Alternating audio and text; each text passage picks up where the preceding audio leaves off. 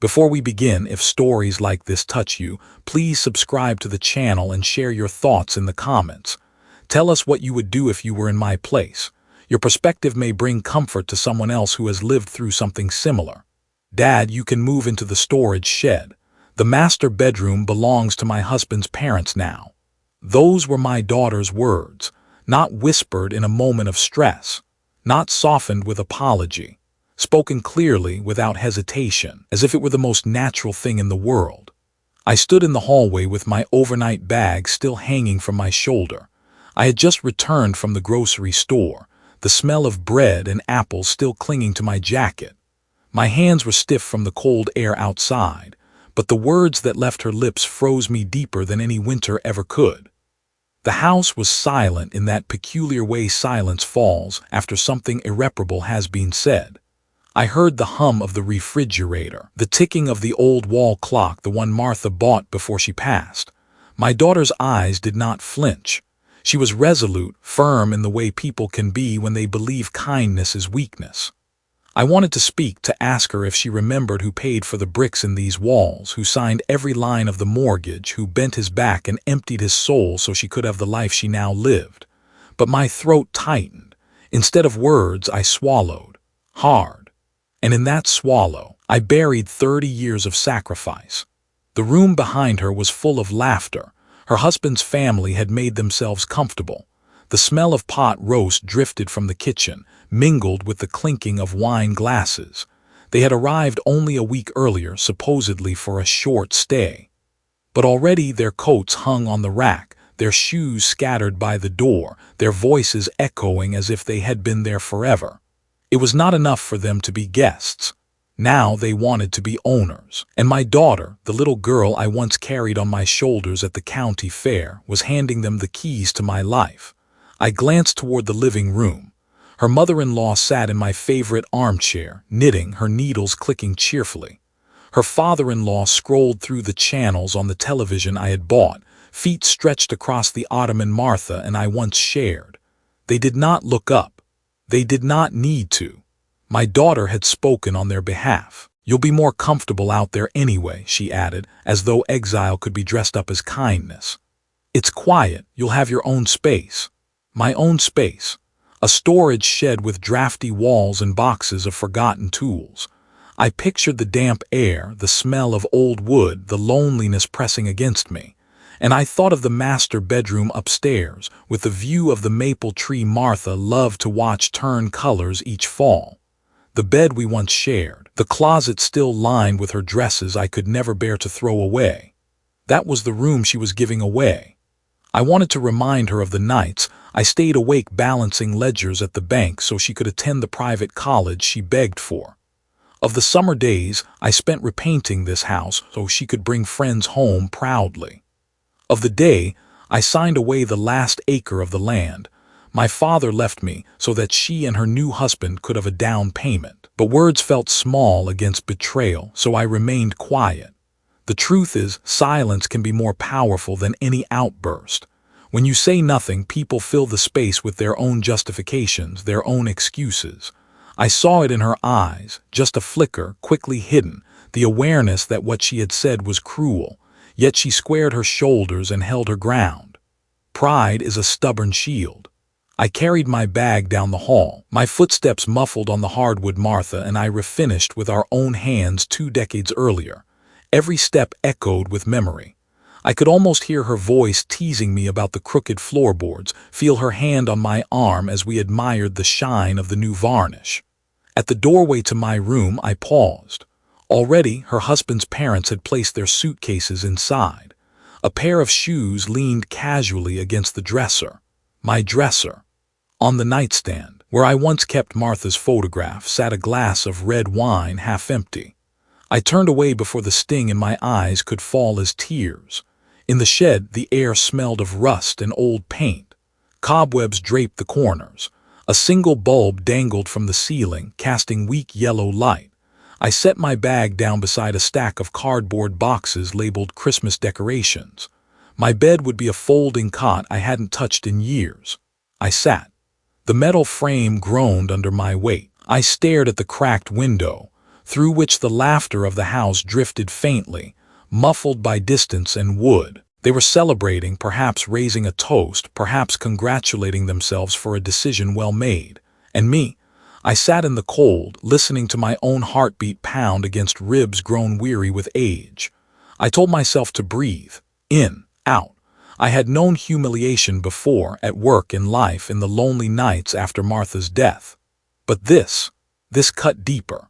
Because it came from my blood, my child, the one I raised with tenderness and discipline, the one I believed would carry forward the values her mother and I instilled.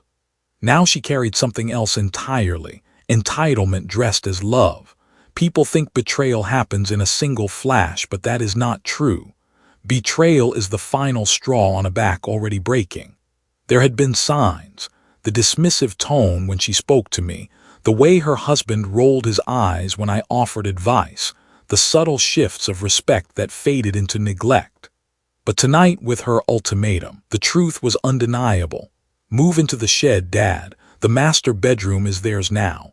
I lay back on the cot, the springs pressing into my shoulders. In the dim light, I whispered to the shadows, "Martha, you would not recognize our daughter anymore." My voice cracked, the sound foreign in the emptiness. But I will not break, not this time.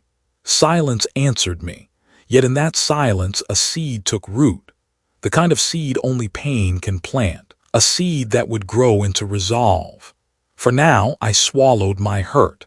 I allowed them their illusion of victory, but deep inside I knew something they had forgotten. The deed was still in my name, and one day soon they would remember it too. The shed was cold that night. I folded my coat under my head and tried to sleep, but memory is a restless companion. It will not lie still when the heart is wounded. Instead, it brings back every chapter that explains how you ended up here, how the man who built a home with his own hands became an exile in his own backyard. As I closed my eyes, the past unspooled. I remembered the first night Martha and I unlocked the door to this house. She ran from room to room with her arms spread wide, as if she were measuring the air itself. "It smells like possibility," she laughed. I was younger then, strong enough to believe hard work could carry us anywhere. I promised her we would raise our children under this roof. That promise kept me awake through long nights at the bank, sifting through endless loan applications until my eyes blurred. When other men took fishing trips, I took overtime shifts. While neighbors replaced cars every 5 years, I drove mine until the paint peeled. Every dollar had a destination, and its name was family. When Tiffany was born, the world became both heavier and lighter. Heavier because responsibility pressed on me like a mountain. Lighter because the sound of her laughter could lift it all in an instant. I can still see her toddling through the living room, arms outstretched, squealing as Martha clapped. I can still hear her little voice asking me to read "Goodnight Moon" just one more time. And I can still feel the weight of her small body when she fell asleep on my chest after thunderstorms, trusting me to keep the monsters away. That trust was sacred. I would have done anything to protect it. The sacrifices began quietly. Extra shifts at the bank. Canceled vacations. Martha and I ate leftovers while Tiffany wore new shoes each school year. When Martha's illness struck, those long months of hospitals, the steady erosion of her strength, I whispered promises into her ear. "Don't worry, I'll raise her right, I'll take care of everything." By the time Martha slipped away, Tiffany was 17. I held her hand at the funeral, feeling the tremor of a girl who had lost her mother. I vowed with every fiber of my being that she would never feel abandoned again. College was next. She dreamed of the private university 3 states away, with ivy-covered walls and tuition that could cripple a working man. "Dad, please," she said, eyes shining. "It's where I belong." How could I refuse? I cashed out bonds I'd been saving since my wedding day.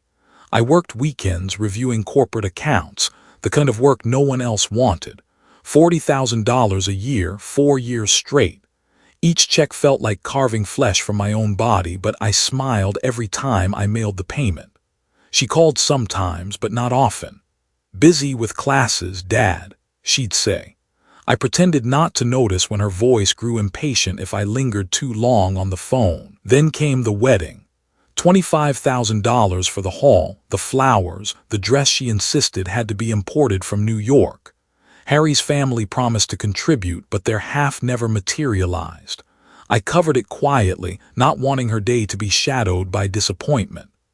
I remember standing in the back of the reception hall, watching her dance beneath strings of white lights, her face glowing.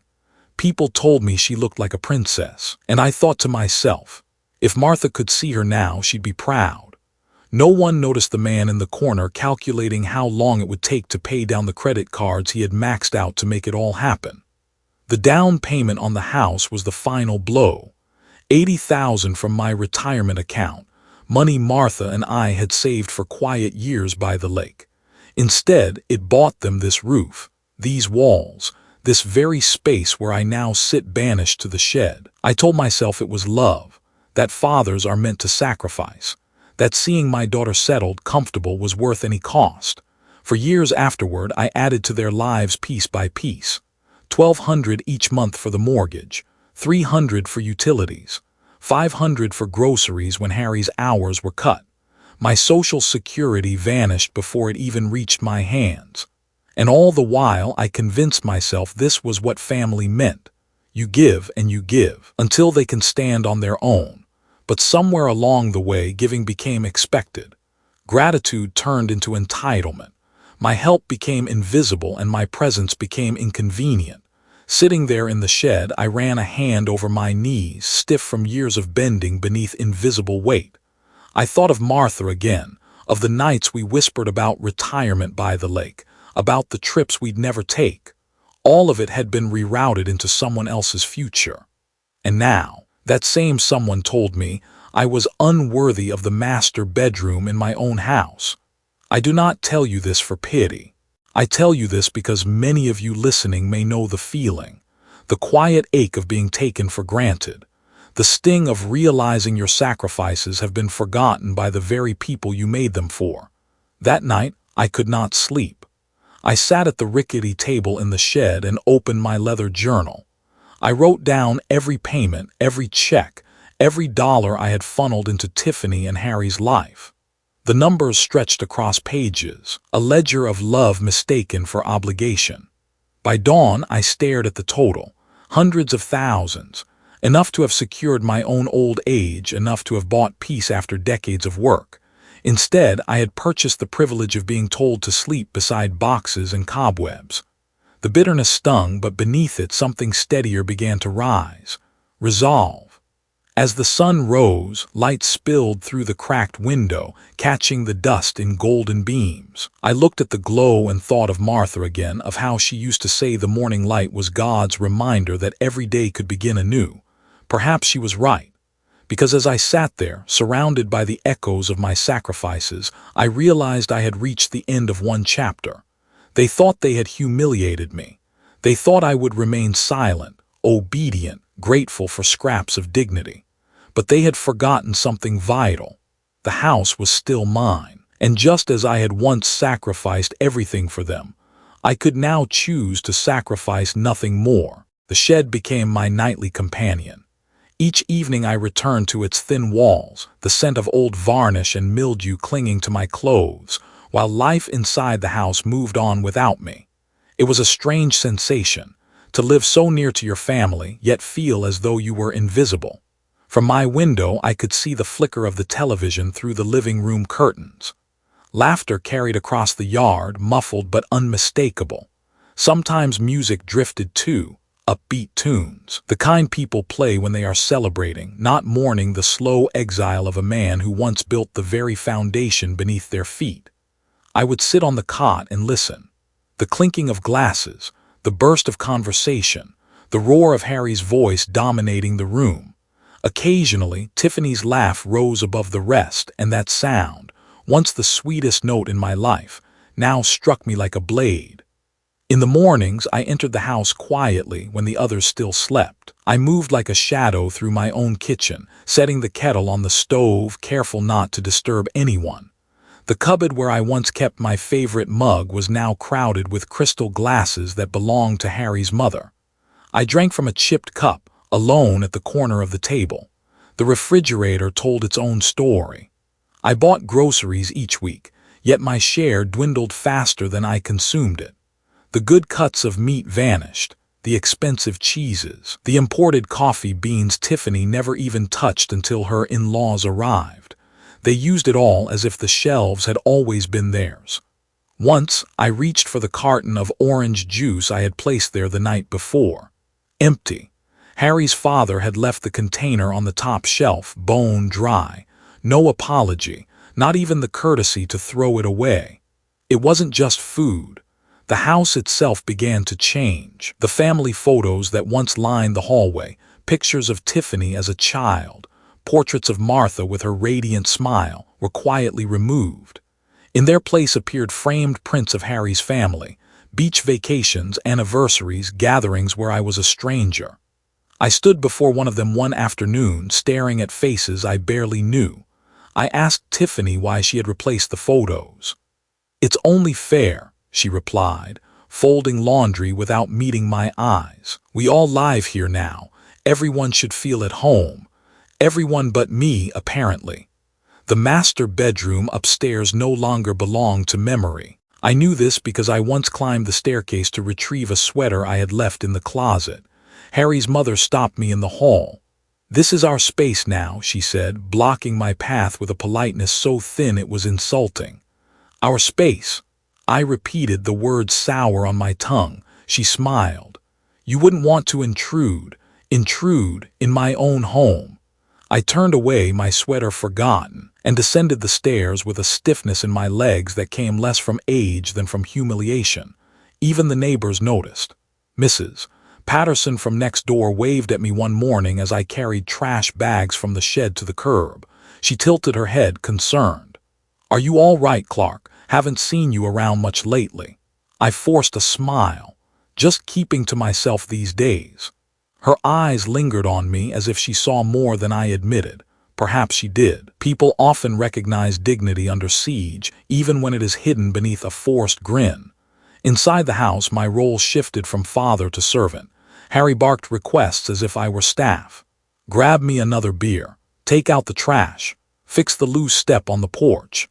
Each command dripped with entitlement, and when I hesitated, Tiffany's voice joined his. "Dad, please don't make this difficult. It's just easier if you help." Easier. That word echoed through me. For years I had chosen the hard path, sacrifice, overtime, sleepless nights, so her life could be easier. Now she used the same word to justify my obedience. I complied at first, not because I agreed, but because silence felt safer than conflict. Yet each small surrender carved away another piece of my pride. The evenings were the worst. I would pass the living room and see Harry sprawled in my chair, his stockinged feet propped on the ottoman Martha loved. His father would be in the recliner, the television remote clutched in his hand, flipping channels with the air of a king. My daughter sat between them, smiling faintly, pretending this arrangement was normal. I never joined them. Instead, I lingered in the kitchen, pretending to read the newspaper, sipping weak coffee while the glow of the television spilled into the hallway. The shed called to me each night, and I answered because in its emptiness at least there was honesty. One evening, as I locked the shed door behind me, I caught my reflection in the small mirror nailed to the wall. A man with tired eyes stared back. His shoulders sagged, his face lined by years of effort. But deeper than the wrinkles was something heavier, invisibility. That was the word that finally struck me. I was invisible, not gone, not dead, but erased in the eyes of those who should have seen me most clearly. I began keeping a ritual. Each night before sleep, I opened my leather journal and recorded the day's indignities. Not in bitterness, but in precision, like a banker balancing accounts. The orange juice, the photos removed, the blocked staircase, the commands to fetch and carry. Each entry joined the growing ledger of sacrifices gone unnoticed. At first, I thought writing would ease the ache. Instead, it sharpened the picture. The more I wrote, the more undeniable it became. I was not living as a father in this house. I was surviving as an outsider. Memory has a cruel way of pairing itself with the present. As I sat hunched over the journal, I remembered Martha's words years earlier, when we finished paying off the mortgage. "This house will always be your anchor, Clark," she said, pressing the deed into my hands. "No matter what storms come, you'll be safe here." Now the storm was within the walls and the anchor had become a chain. Yet somewhere beneath the humiliation, another truth stirred. I still held that deed. I still carried Martha's words. I still remembered every dollar that had bought not only this house but the life Tiffany enjoyed. And slowly, quietly in the darkness of the shed, resolve began to harden. I would not live invisible forever. There comes a moment when silence is no longer strength but surrender. For weeks, I had borne the little indignities of living as an exile in my own home. The missing photographs, the empty refrigerator shelves, the whispered laughter that floated through walls meant to shelter me.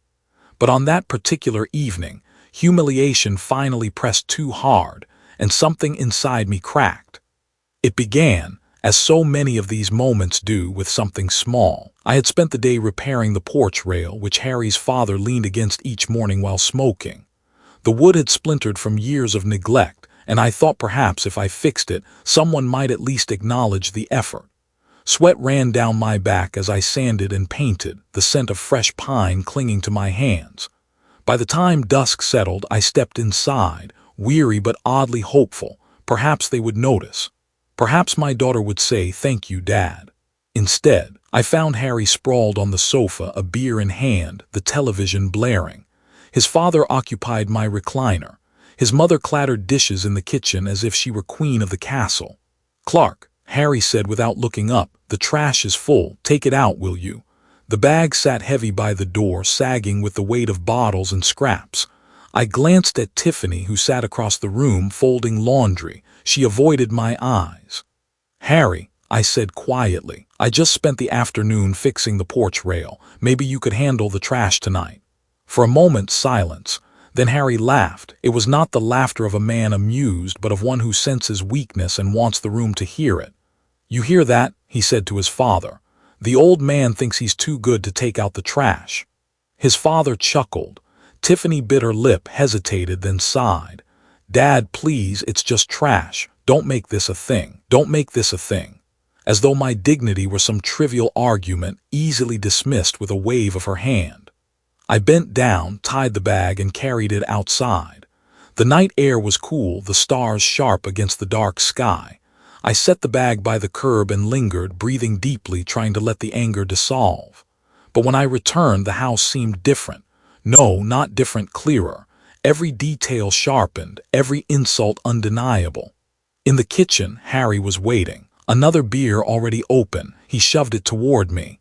"Since you're up," he said, "grab me another from the fridge." I froze. The words were casual, dismissive, like snapping fingers at a servant. "I just sat down," I replied, forcing calm into my voice. "You can get it yourself." His head turned slowly, eyes narrowing, the air thickened. Tiffany entered at that moment, drying her hands on a dish towel. "What's going on?" she asked. "Your father's being difficult," Harry said, his tone sharp. "I asked him for a beer. He's acting like I demanded his firstborn." Tiffany's gaze shifted to me. Disappointment clouded her face, the same expression she wore when she was a teenager and thought I was being unfair for grounding her. "Dad," she said softly, "please, just get him the beer. It's not worth fighting over." The words struck harder than Harry's command. Not worth fighting over. As if every compromise I had made for her, every dollar spent, every hour sacrificed, none of it was worth the dignity of a simple refusal. I rose to my feet. "This is my house," I said firmly, my voice low but steady. Harry laughed again, though unease flickered across his face. He rose too, using his height like a weapon, beer bottle dangling loosely from his hand. "Your house," he sneered. "Funny, because my wife and I live here, we pay the bills. What exactly are you paying for, old man?" I stared at him, the words boiling inside me.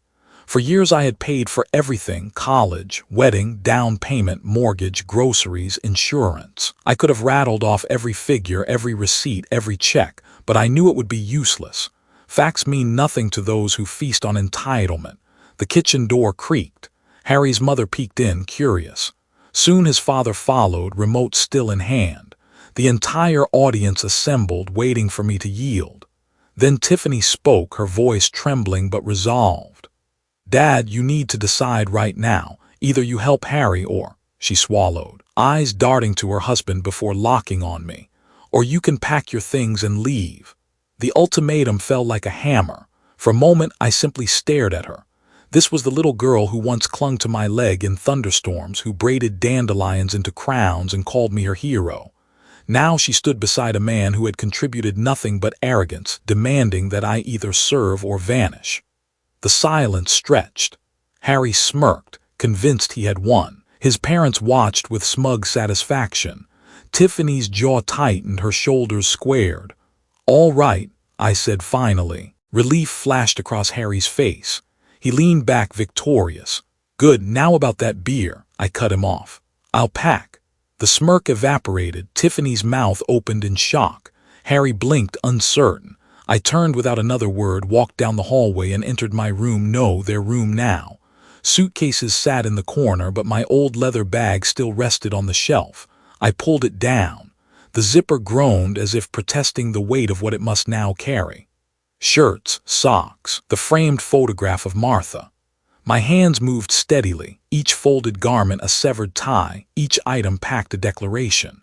In the living room, voices rose in panic, urgent whispers, disbelief, but I no longer listened. I wheeled the suitcase down the hall. The hardwood floor echoed under my steps, the same floor Martha and I had refinished together, layer by layer, year by year. My daughter stood in the doorway, eyes wide, lips trembling. "Dad, wait," she whispered. I did not stop. The Buick started on the first try, its engine a faithful companion. As I backed out of the driveway, I did not glance toward the windows. I did not check whether they were watching. Some sights are too heavy to carry. The road stretched ahead, dark but clear. Each mile placed distance between me and the people who once called me father, son-in-law, provider. But with every turn of the wheels, something else grew inside me. Not despair. Not even grief. Resolve. Because they believed they had stripped me of everything. They believed I had surrendered. But what they had forgotten, the one truth that remained unshakable, was that the house they claimed as theirs was still mine. And soon they would remember it. The motel room smelled faintly of bleach and old carpet, but to me it was sanctuary. The walls were thin, the bed too soft, and the heater rattled with every gust of air, but at least here I was not invisible.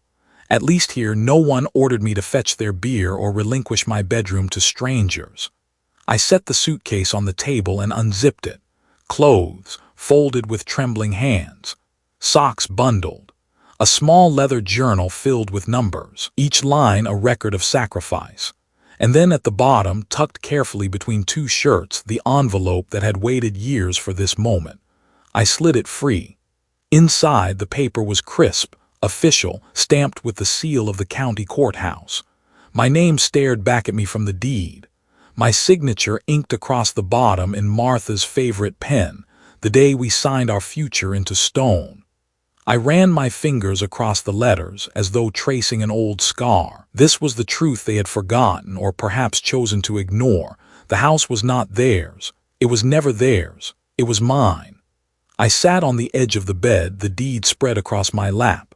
The lamp on the nightstand flickered, and for a moment I thought of Martha. How her laughter once filled that house. How she planted tulips by the porch each spring. How she insisted on fresh curtains every Easter. She would not have believed the indignities of the past months. She would not have imagined our daughter turning me into an intruder in my own home. "Do you see this, Martha?" I whispered. "They think they've beaten me, but your name may be gone and my bones may be weary, yet this deed still carries our promise. This is still ours." The room gave no reply, but I felt something steady me. A reminder that I was not powerless. I had let silence and sacrifice turn me into a shadow, but the ink on this paper spoke louder than all their laughter. The next morning I drove to the bank. The building was familiar, too familiar. I had walked those halls for decades, first as an employee, later as a customer. Faces had changed, but the marble floors and polished counters remained. I requested a meeting with an old colleague, Robert Harrison, a man who had once trusted me with his commercial accounts. He greeted me with a firm handshake and the same searching eyes. "Clark," he said, "I heard you've been having a rough time. What brings you in?" I laid the deed on his desk, smoothing the corners like a general unfolding a battle map. "I need to know everything about this property," I told him. "What it's worth, what my options are, and I need discretion." Robert raised his eyebrows but said nothing. He examined the deed, typed quickly on his computer, and finally leaned back. "It's clean," he said. "No liens, no secondary owners. Market value strong right now. You could sell tomorrow if you wanted." I nodded slowly. The decision had been hovering since the night in the shed, waiting for courage to land. Now it came to rest firmly. "Then tomorrow," I replied. That evening in the motel, I laid out papers like puzzle pieces. Bills, statements, receipts, all the records of years of quiet sacrifice. Tuition checks, wedding invoices, mortgage payments, every figure a testament, and with them the deed shining like a sword unsheathed after years in the dark. I thought of Tiffany then, my little girl, who once pressed dandelions into my hand and whispered that I was her hero. Somewhere along the line, she had stopped seeing the man who gave her everything. She saw only a wallet, a servant, a burden. Perhaps she believed the house was hers by inheritance, by inevitability. Perhaps Harry whispered it into her ear, convincing her that old men fade and property transfers like the changing of seasons. But the ink on this deed said otherwise. The next day, I signed the papers. A realtor with sharp heels and sharper eyes handled the sale with efficient speed. She asked if I was certain. "Certain," I replied. Within a week, contracts were finalized. The house, the one I had built, repaired, filled with sacrifice, was no longer mine, and yet in truth it had not been mine for a long time. The moment Tiffany exiled me to the shed, the spirit of home had died. The check arrived, a sum large enough to secure comfort for the years left to me. I deposited it with steady hands, ignoring the tremor in my chest. That evening I drove to the villa. The driveway curved elegantly between manicured hedges, leading to a house of clean lines and broad windows. A balcony overlooked the valley, catching the last rays of sun. Inside, polished wood floors gleamed and the scent of fresh paint lingered. I set my suitcase down in the foyer. Silence filled the space, but not the hollow silence of the shed. This was different. This was possibility. I walked to the balcony, leaned on the railing, and breathed deeply.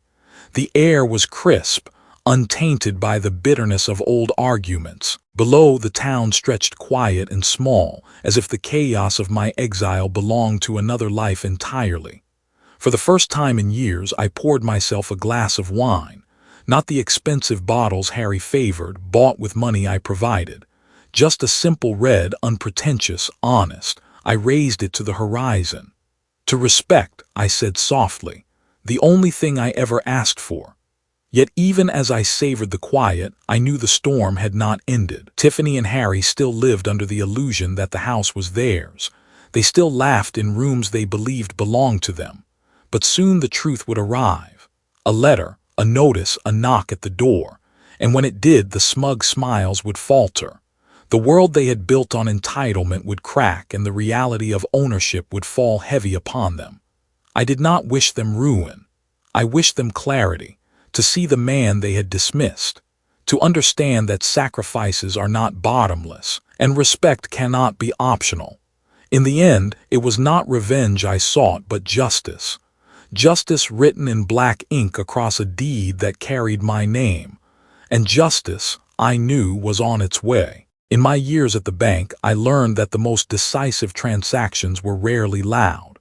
The truly life-changing ones happened in silence, in the quiet signing of papers, the subtle exchange of signatures, the discreet transfer of funds. Lives could change without a single raised voice, simply by the turning of a page. That was how I handled the sale of the house, quietly, methodically, with the precision of a man who had balanced too many ledgers to leave anything to chance. I made sure Tiffany and Harry knew nothing. To them, life went on as usual. Harry lounged in my recliner. Tiffany fussed over dinners. Her in-laws wandered the halls as though they owned them. They had no idea that every room they occupied had already been signed away to strangers. Each morning, I rose early and drove from the motel to the realtor's office, where documents awaited. I signed in ink as black as the determination in my chest. Each stroke of the pen felt like reclaiming a piece of myself. When questions arose, did I want to rent instead of sell? Did I want to delay until summer? My answers were short, steady. No delays, no half measures, sell. The realtor never pressed.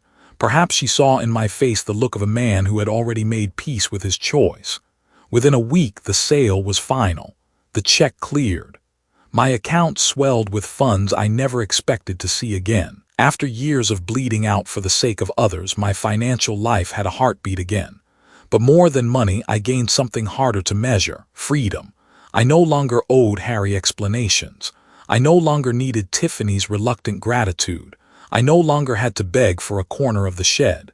The deed was gone, yes, but with it went the chains of expectation. The villa was waiting. I remember the first time I unlocked its door. The key turned smoothly, unlike the old house's lock that had always stuck on rainy days. The air inside smelled of new beginnings: fresh paint, polished wood, clean slate. I walked slowly through the rooms, letting my footsteps echo. Sunlight poured through tall windows, painting long golden paths across the floor. The kitchen gleamed, counters unmarred by years of spilled coffee and hurried breakfasts. The bedroom held no memories of loss, only promise. On the balcony, I leaned against the railing and looked out at the hills. Birds wheeled in the distance, and the town stretched small below. For the first time in months, my shoulders eased. I was not a burden here. I was not invisible. I was simply a man in his own home. Still, secrecy was essential. I did not announce my move. I did not change my mailing address to the villa. For now, all correspondence still flowed to the old house, where Tiffany and Harry would soon face their reckoning. I had arranged it carefully. The new owners would not take possession until paperwork passed through the county office, giving me time to settle into the villa quietly. That window of silence was my shield. During those days, I lived a double life. By daylight, I visited the bank, met with insurance agents, spoke to lawyers. By evening, I drove to the villa, unpacked slowly, placed Martha's photograph on the nightstand. I arranged my books on shelves, brewed coffee in the quiet kitchen, tested the softness of the new bed. Each act felt like reclaiming a part of my humanity. There was a certain satisfaction in knowing that while Harry barked orders at my empty shed, believing I was still cowering within it, I was sipping wine on a balcony miles away. I pictured him throwing his weight around, complaining about bills he assumed were covered, bragging to friends about his house. All the while, reality crept closer, steady as dawn. The bank would call. The new deed would arrive. The sheriff would deliver notice.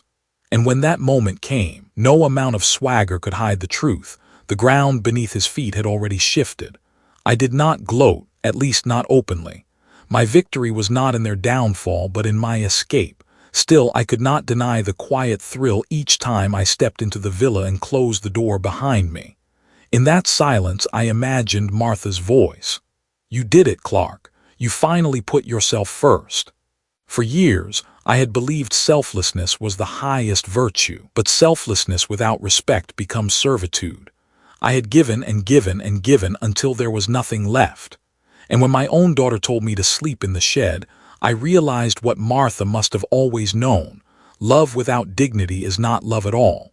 One night, I sat on the villa's balcony with a notebook in hand. I listed every step I had taken: the sale, the transfer, the move. Then I wrote the words that had been circling in my mind since that ultimatum. Respect was all I asked for.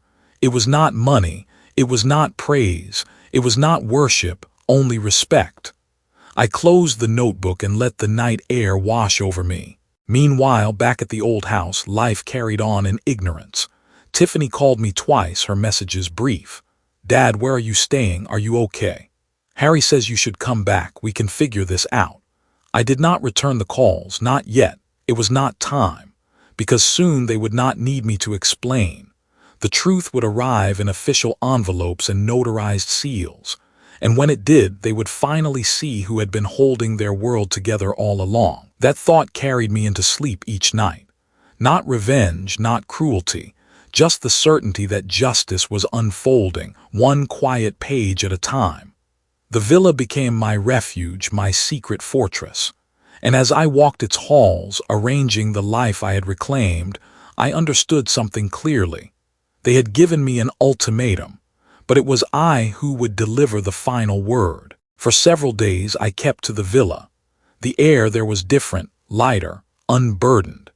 Each morning I brewed a pot of coffee, sat by the wide windows, and let the sun spread across the floor like a benediction.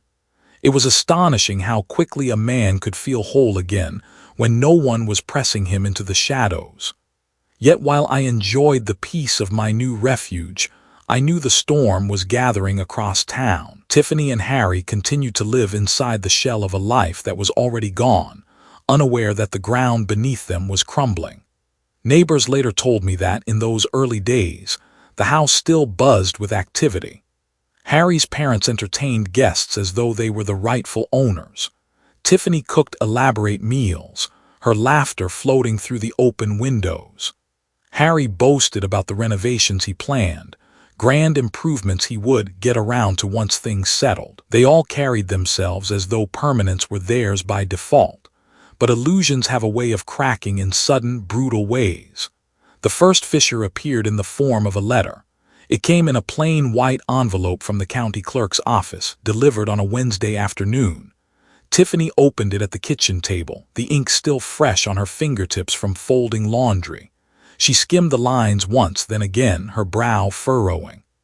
"Harry," she called, her voice uncertain. "What does this mean?" Harry snatched the paper from her hands. His eyes darted back and forth across the words, "Notice of transfer of property, effective immediately." For a long moment, silence. The kind of silence that tells you everything you once assumed is gone. Then Harry laughed, too loudly, too forcefully. "Some clerical error," he said, tossing the letter down. "Paperwork gets mixed up all the time. Don't worry." But his hand trembled as he reached for his beer. Tiffany noticed. She always noticed. 2 days later, a man in a suit knocked on the door. He was polite, professional, carrying a clipboard and a folder of documents. "I'm here on behalf of Continental Realty," he explained. "We'll be scheduling a walkthrough next week to assess the property." Harry's face darkened. "What do you mean, assess the property? This is our home." The man adjusted his glasses. "According to our records, ownership has recently changed. We're required to document the condition prior to possession." Tiffany stood frozen in the hallway, her hands twisting in the dish towel she carried. Harry slammed the door hard enough to rattle the frame, but slamming a door doesn't close out the truth. By the weekend, the calls began. The bank inquired about overdue mortgage payments, the automatic transfers I had canceled weeks earlier. At first, Tiffany insisted there was some mistake, but when the second call came and then the third, her certainty faltered. Harry tried to bluff, as men like him always do. "I'll take care of it," he told her. "Just a glitch, don't panic." But panic is hard to suppress when the word foreclosure enters a conversation. Meanwhile, the in-laws grew restless. The refrigerator was less full than before. Utility bills arrived with balances that Harry could not explain away. His father muttered about standards slipping. His mother complained about the draft in the hallway, the noise of the neighbors, the quality of the coffee. They had come expecting comfort, permanence, a free ride through someone else's sacrifice. Now the ride was bumpy and the driver had no control of the wheel. The final blow, for that week at least, came on a Monday morning. Tiffany opened the front door to find a sheriff's deputy standing on the porch. He handed her a packet of papers, nodded politely, and walked back to his cruiser. She stood there trembling, the papers clutched in her hands. "Notice to vacate." Harry cursed, pacing the length of the living room. "This is your father's doing," he spat. "He's behind all of this." Tiffany didn't answer. She sank into a chair, her eyes fixed on the notice. Somewhere inside her, the illusions she had clung to for years were unraveling. I wasn't there to see their faces, but I can imagine them. Harry red with rage, Tiffany pale with fear, the in-laws whispering their doubts. I can imagine the panic in Harry's voice as he scrambled to reassure everyone, the way liars always do when the truth corners them. And I can imagine my daughter, silent in her chair, finally realizing that the father she had dismissed still held the keys to her life. From my balcony at the villa, I watched the town in the distance. The rooftops gleamed under the morning sun, the streets winding like threads of memory. Somewhere in that maze stood the house I had once called home. I thought of Tiffany then, her stubborn pride, her misguided loyalty. I thought of Harry, his arrogance built on a foundation of my sacrifice. And I thought of the in-laws, perched like vultures in a nest they never built. The illusion was shattering. The letters, the knocks, the notices, they were only the beginning. That night, as I sat with Martha's photograph beside me, I spoke aloud. They thought they could erase me, but a man is not erased so easily, especially not when his name is written on the very walls they stand beneath. The photograph gave no reply, but in the silence I felt steadier, stronger, because illusions may sustain the foolish for a while. But sooner or later, the truth always comes knocking. And in my daughter's house, the knocking had only just begun. It is one thing to receive a letter in the mail, another to hear a polite knock at the door. But the day true reckoning arrives, it does not come politely. It comes heavy and unrelenting, a chorus of voices demanding what cannot be ignored. That day came on a gray Thursday morning. Clouds pressed low over the town, the kind that carry a weight before the storm. At the old house, Tiffany had just set a kettle on the stove when the first knock rattled the front door. A man in a pressed suit stood there, his badge clipped neatly to his belt. Behind him, a deputy shifted his weight from one boot to the other. "Mrs. Thompson?" the man asked. She nodded, her throat tight. "This is a final notice from First National Bank. Mortgage payments have been delinquent. Unless full payment is received within 10 days, foreclosure proceedings will begin." Her hands trembled as she reached for the papers. She tried to form words, excuses, but the man's voice rolled on. "Please be advised that the property has already changed ownership. You are occupying it without legal claim." The words struck like lightning, cutting through the last threads of denial. Harry stormed into the hallway, his face red. "This is nonsense," he barked. "We've been paying. This is our house." The banker's eyes flicked toward the deputy, then back to Harry. His voice remained calm, professional. "Sir, according to our records, no payments have been received for 2 months. The account holder canceled all automatic transfers. Ownership was legally transferred. You need to vacate or contest in court." Harry's father appeared in the doorway, muttering curses under his breath. His mother clutched her shawl, whispering about disgrace. Tiffany simply stood frozen, the papers limp in her hands. The banker handed her a card. "If you have questions, this office can assist, but time is limited." He tipped his head and left. The deputy followed. The silence that followed was louder than any shouting, but silence did not last. An hour later, the second knock came. This time it was heavier, impatient. 2 men in plain jackets stood at the porch, their faces sharp, their voices harder. "Looking for Harry Thompson," the taller one said, flipping open a folder. "Frontier Financial Services, outstanding debts." Harry puffed out his chest, tried to bluster. "You've got the wrong address." The man smirked.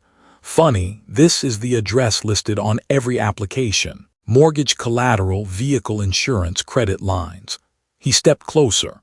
"Where's our money?" Harry stammered, his swagger wilted. Tiffany's breath hitched, a sound that was half gasp, half sob. "We'll be back," the man said, "and next time we won't be so patient." They left tire marks on the driveway as they pulled away. By late afternoon, the house had become a revolving door of reckoning. Notices slid under the door. Debt collectors called every hour. A sheriff's cruiser idled at the curb, watching. Neighbors gathered in clusters, whispering, their eyes darting toward the once proud house now sagging under shame. Inside, chaos reigned. Harry shouted, pacing like a trapped animal. His father accused him of incompetence, his mother wept into her shawl. Tiffany sat hunched at the kitchen table, staring at the deed notice as if her gaze alone could will it to change. At last she whispered, "It was Dad. He did this." The room fell silent. Even Harry stopped pacing.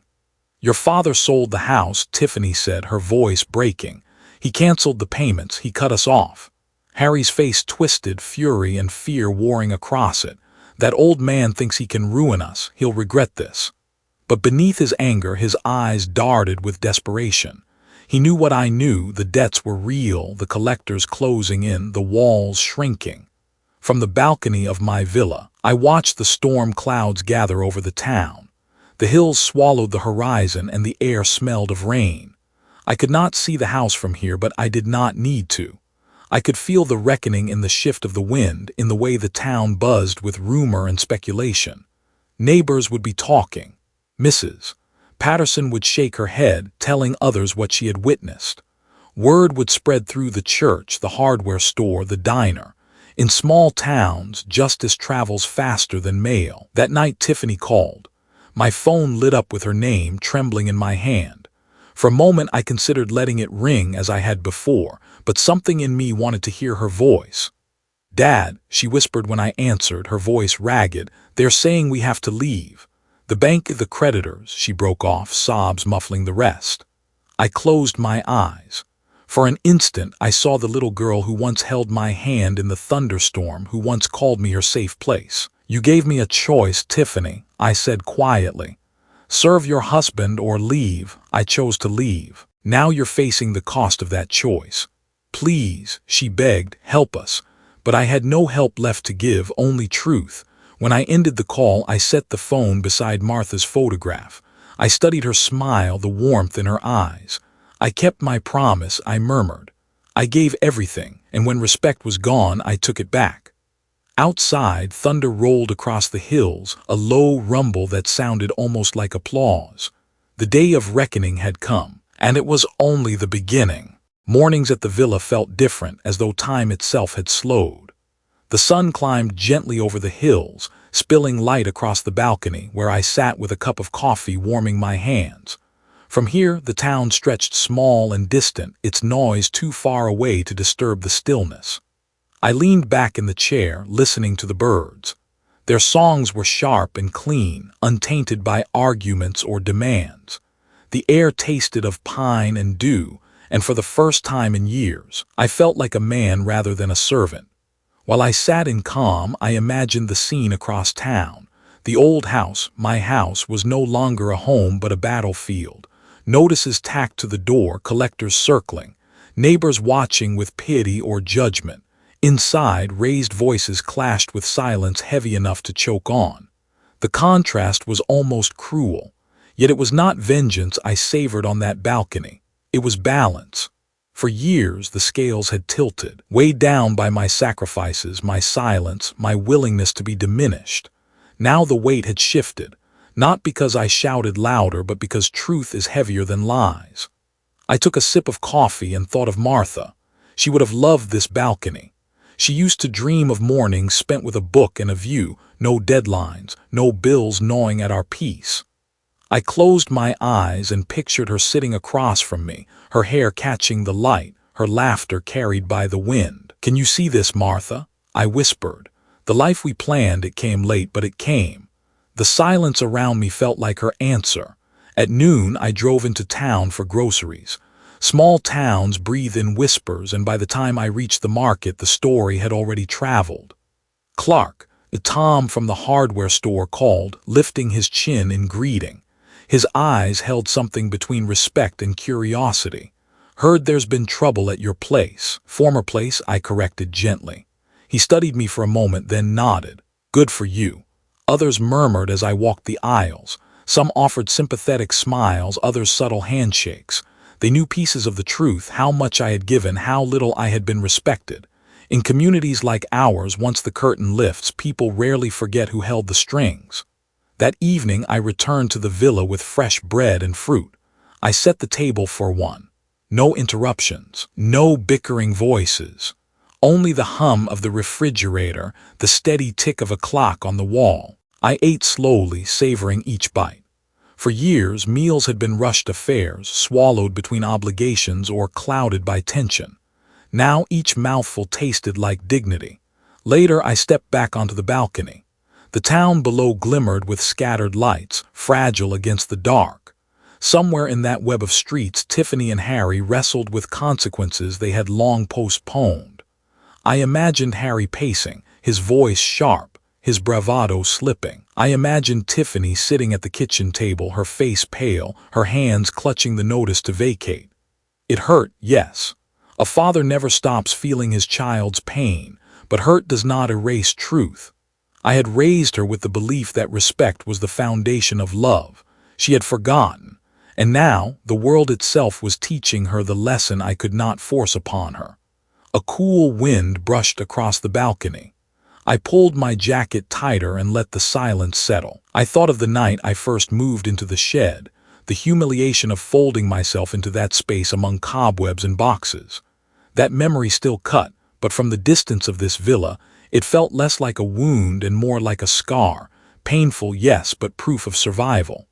I reached for Martha's photograph, which I kept on the table beside me. Her eyes held the same warmth they always had, even in stillness. I set the picture facing outward, toward the horizon. We're all right now, I told her. They cannot touch us here. The days passed in rhythm, morning coffee, walks through the pines, quiet evenings with a book. Each day added a layer of distance between me and the chaos. Yet I knew the storm was not done. Harry was not the kind of man to accept consequences with grace. He would rage, deny, invent excuses. Tiffany would be torn, trapped between loyalty to him and the gnawing memory of the father who had once carried her through every storm. Still, I had my villa, my balcony, my dignity. For the first time in years, I lived on my own terms. Justice, I realized, does not always come with a bang. Sometimes it arrives like sunrise, inevitable, unstoppable, revealing everything that was hidden in the dark. And from my balcony, I watched it dawn. The evening sky was painted with fading streaks of orange when I heard the knock. It was not the forceful pounding of creditors, not the heavy rap of lawmen, but something softer, hesitant. A sound weighted with shame. I rose from the balcony chair and walked to the door. When I opened it, Tiffany stood there. Her shoulders sagged beneath the weight of exhaustion, her eyes swollen and rimmed with red. She clutched her purse as though it were the last anchor holding her upright. "Dad," she whispered, "please can I come in?" Inside the villa, silence wrapped around us. She looked around the room, taking in the clean walls, the warm light, the photograph of her mother resting on the mantel. Her eyes lingered on that picture, and for a moment her lips trembled. "It's beautiful here," she said softly. "You should have had this a long time ago." Her voice cracked. I gestured toward the chair across from me at the dining table. She sat slowly, folding into herself like a child who had lost her way. "Harry's gone," she began, her words halting. "He left 2 nights ago, took his truck, left me with nothing but bills and angry voices. The creditors keep calling. His parents packed up and disappeared too, and me." Her eyes filled again. "I'm alone in that house, a house that isn't even mine anymore." She buried her face in her hands. "I don't know what to do." I let the silence stretch. Her sobs filled the villa, echoing against the walls like a hymn of regret. Finally, I spoke, my voice steady. "Tiffany, I carried you from the day you were born. I worked nights, I sold land, I emptied accounts, all so you could stand tall in this world. I gave you everything a father could give, and all I ever asked in return was respect." Her hands fell from her face. She looked at me through tear-stained eyes. "I know," she whispered. "And I failed you. I sided with him when I should have stood with you. I let his voice drown yours out. I treated you like a burden, not a father. I am so sorry, Dad." I studied her, this woman who was once my little girl with dandelions in her hair. Regret had carved itself across her face, but beneath it flickered something else, hope. "You have choices now," I said. "Harry chose his path, and it has nothing to do with me. But you, Tiffany, you must decide if you want to rebuild or repeat the same mistakes. Respect isn't something you beg for once and keep. It is something you prove every day." Nodded, swallowing hard. "Tell me what to do." I leaned back, my hands folded. Start with honesty. Tell the truth to yourself, to the people around you, to the town that has watched this unfold. Admit what I gave and how you treated me. If you want to rebuild, it begins there. Her chin quivered. And if I can't? Then, I said quietly, you'll live with the consequences, just as I did when you gave me your ultimatum. She rose slowly, her body trembling. At the door, she turned back. Dad, she said, her voice a whisper, do you still love me? I held her gaze. Love has never been the question, Tiffany. Love was always there. Respect was all I asked for. Her tears fell fresh and she nodded. Then she slipped out into the night, the door clicking shut behind her. I returned to the balcony, Martha's photograph in hand. The stars had begun to scatter across the sky, faint at first but steady. I set the photo on the table beside me, its frame catching the light. They finally heard me, I whispered. Respect. That was all I asked for. The night air wrapped around me, calm and cool. Below, the town lights flickered, carrying with them the echoes of a storm I had survived. Here, above it all, I was at peace. Friends, thank you for staying until the very end of this story. If it touched you, please consider subscribing to the channel so you won't miss the next one. And tell me in the comments, what would you have done if your own child gave you the same ultimatum? Your words may help others who feel the same pain. From my heart, thank you for watching, for listening, and for standing with me through this journey. Respect was all I ever asked for, and dignity is what I found.